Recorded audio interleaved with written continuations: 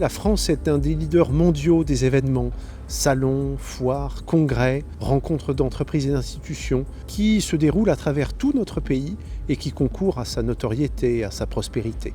Ces événements majeurs accueillent des visiteurs du monde entier et mettent à l'honneur une ville, une région, un territoire d'excellence, qui y trouve un moyen d'attractivité sans égal.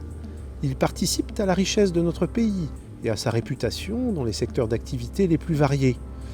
Grâce à eux, des communautés se constituent et se développent.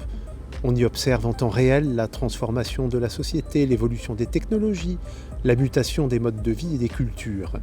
Il s'y écrit une partie de notre avenir. Mais ces événements sont d'abord, de grandes aventures humaines et de magnifiques foyers de sociabilité. Nous vous proposons d'aller à la rencontre de ce monde fascinant qui fête événements et qui fait société. Bertrand Pullman, vous êtes sociologue, vous êtes professeur de sociologie à la Sorbonne. Vous vous intéressez de longue date aux grands événements, comme ceux qui se tiennent ici à la Villette où nous nous trouvons.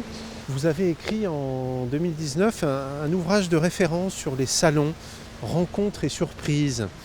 Et vous aimez dire qu'un grand événement, c'est un fait social total. Qu'est-ce que vous entendez par là exactement ?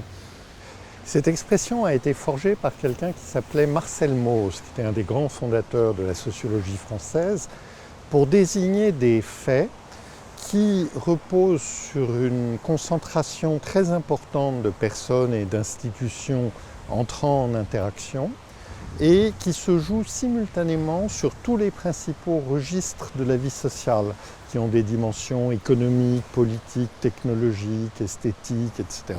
C'est le cas des manifestations du type salon et congrès, où il y a vraiment ces dimensions de rencontre et d'échange entre un très grand nombre de gens.